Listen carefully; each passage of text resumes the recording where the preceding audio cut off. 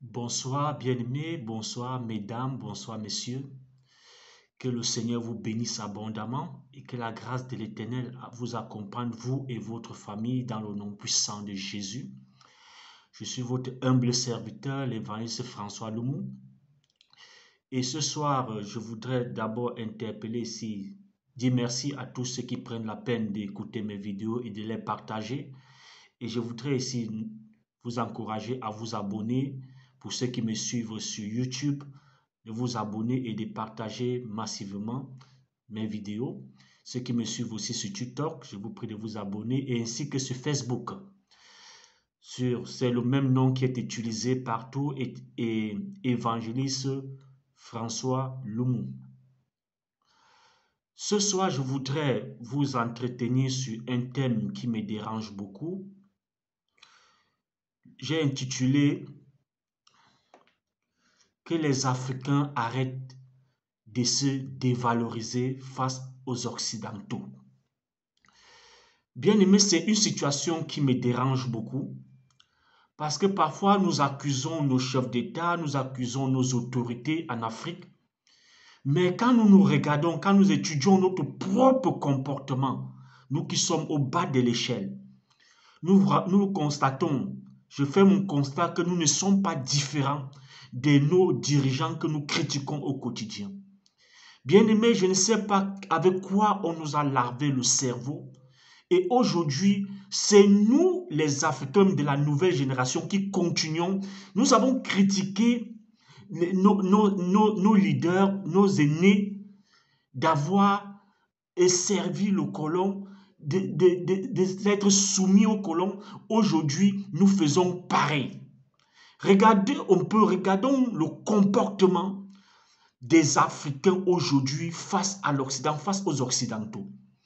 Vous voyez, des Africains arrivent en Occident, ils se filment, ils vont à la Tour Eiffel, pour ceux qui arrivent en France par exemple, ils vont à la Tour Eiffel, ils prennent des photos, ils mettent sur Internet. Bien aimé, quand tu finis de mettre ces photos sur Internet, ça t'apporte quoi de plus? Quand tu es à Paris, ça te donne quoi? Tu donnes ici une image en réalité qu'il ne faut pas donner à l'Occident. Parce que se placer devant la Tour Eiffel et prendre des photos, ça ne t'apporte rien du tout. Ça ne t'apporte rien, absolument rien dans ta vie. Pourtant, si tu calcules bien, tu as dépensé même de l'argent pour te retrouver face à la Tour Eiffel, pour prendre des photos. Pourtant, ça ne t'apporte rien du tout. C'est un peu notre comportement et que j'essaie de décrire. Il y a la majorité des Africains arrivent en France, par exemple. Je parle de la France le plus parce que j'y suis. Les gens changent de ton. Ça veut dire que les Africains se renient. Ils renient leur identité. Parfois, moi, je fais face à des petits qui vous disent qu'ils sont contre l'impérialisme. Ils combattent le colon.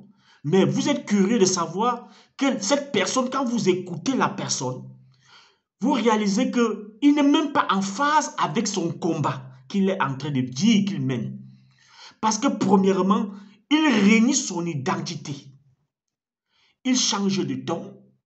Vous voyez un Africain qui parle à un autre Africain. Par exemple, moi je suis Camerounais. Ça veut dire quand un Camerounais s'exprime, immédiatement je sais que ça c'est un Camerounais. Donc comme je suis en train de parler là, je n'ai pas besoin de dire que je suis Camerounais. Si un Camerounais m'écoute, il sait automatiquement que je suis Camerounais. C'est un peu ça le Cameroun. C'est comme ça que nous sommes les Africains. Chaque pays, chaque citoyen est capable d'identifier son frère quand il parle.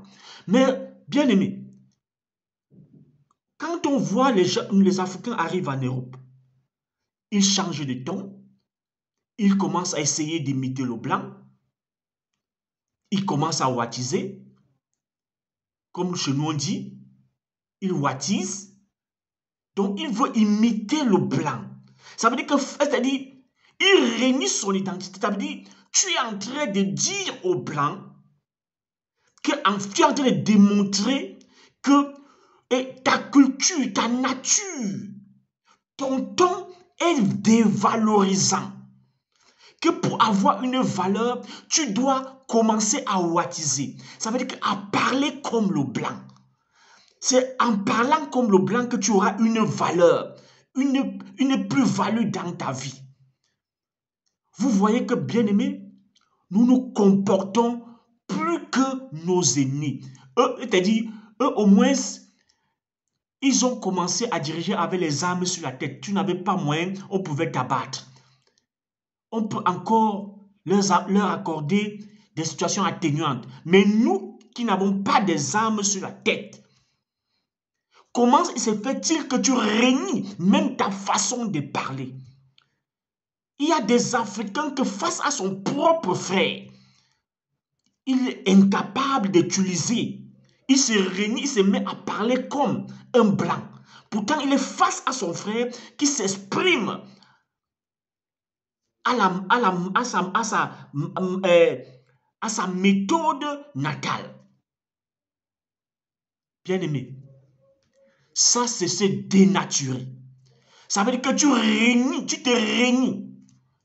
Tu donnes la valeur à la chose autrui, à la culture autrui. Ça veut dire que tu trouves que Dieu a mal fait de te créer africain.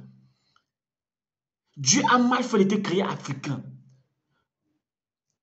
Et vous allez constater des femmes qui changent de teint parce qu'elles veulent ressembler aux blanches. Et il y a aussi des hommes aussi qui changent de teint. Ils veulent brunir pour ressembler aux blancs. Bien aimé, pourtant, ce qui est curieux, le blanc lui-même, puisque nous sommes une race bénie de Dieu, nous sommes une race élue de Dieu.